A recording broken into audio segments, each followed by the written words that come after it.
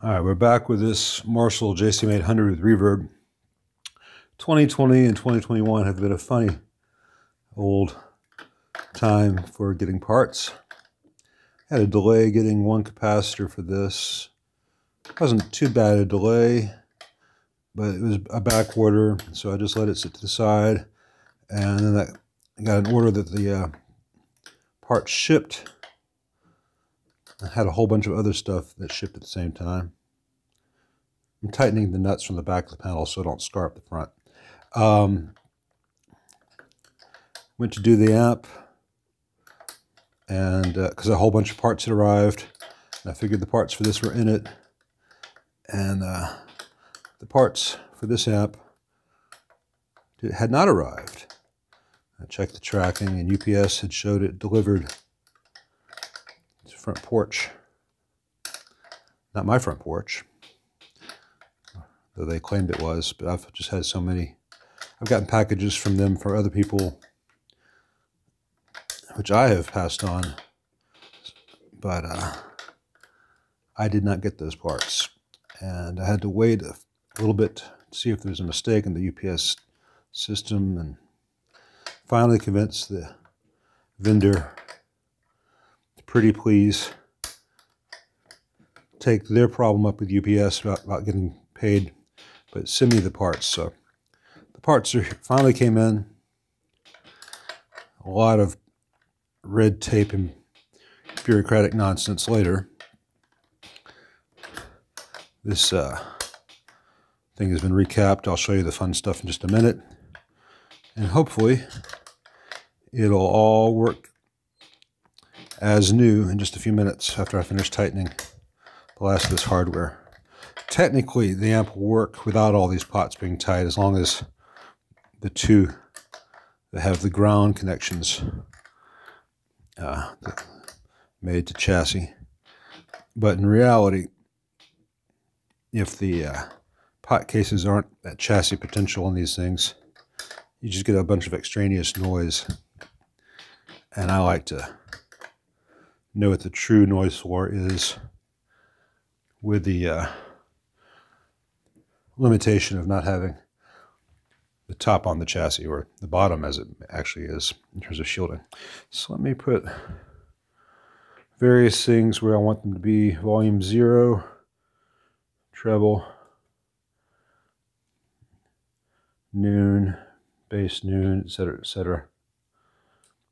So when I do the first fire up, I won't be blasting myself.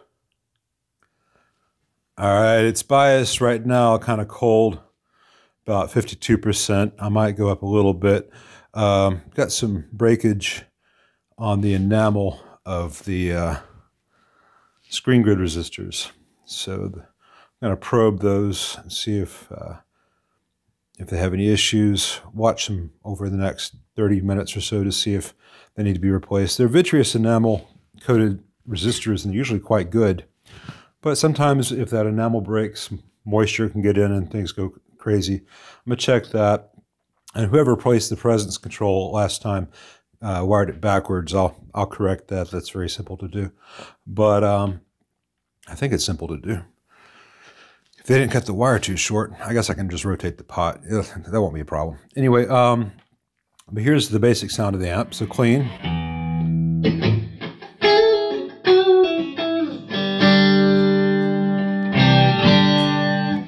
Dirty.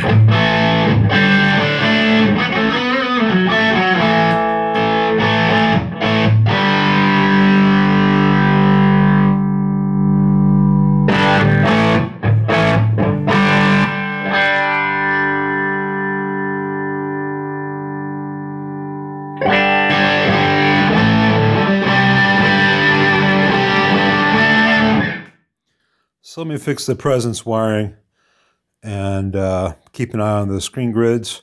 I want to make sure the bias stays stable over a long period of time.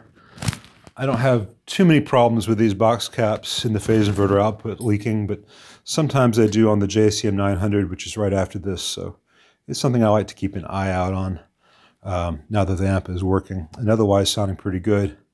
And then I'll test the reverb when I put it back in the head cab, but I think we're in a really good spot here. Okay, reverse the presence pot.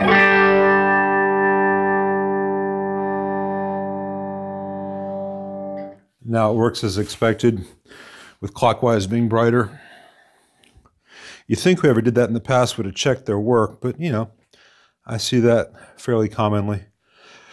All right, I'm going to monitor those screen grids and all that, and but I expect this to be pretty much done at this point. But when I do a full recap on an amp like this, I like to let it burn in quite a bit. It's going to get at least 4 hours. So, you know, I'm very pleased with the work. So all the multi-section cap cans are changed out. Everything on the board changed out, including the little later fix they made to this model. But sounding good so far. I try to explain to people that really fixing these things, I mean, really fixing it, not just making one problem go away and then getting it off your bench and thank you for the money, go away. It's like peeling an onion. You've got to deal with the first layer that you see, and then once you get that done, you might find the next layer. So the first layer of this amp was bad electrolytic caps.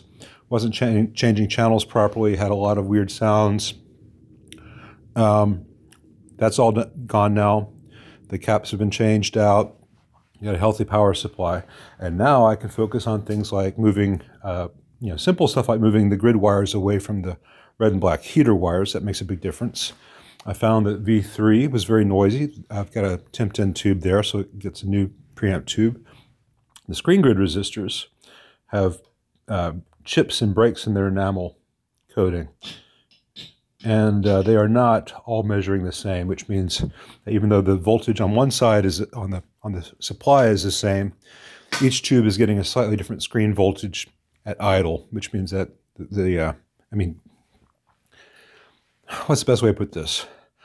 The normal tolerance for a 1K resistor is enough that any slight variation, you're still pretty much going to have the same screen supply.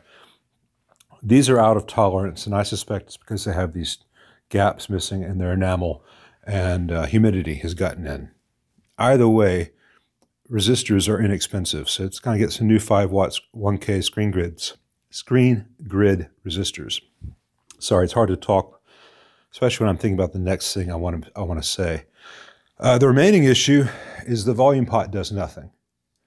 It's connected where it ought to be. It's not disconnected.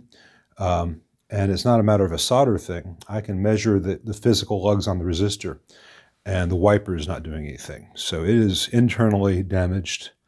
It's a 1 meg pot.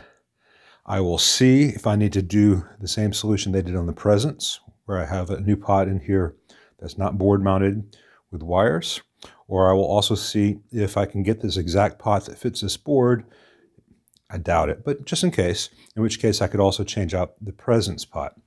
Either way, that's an inexpensive thing to do, and it'll make the amp behave much better. There's a slight buzziness in the output, and that could be due to this failed master volume pot, because if it's hanging just the wrong way in the circuit electronically, it can just be a little bit of a noise antenna there. So I will find out what's up with that. So this amp is really close to being all the way healthy again, but the remaining issues, I could not peer into my crystal ball. I had to get the electrolytics changed out and the power supply stable before I could, observe what in some ways are niceties.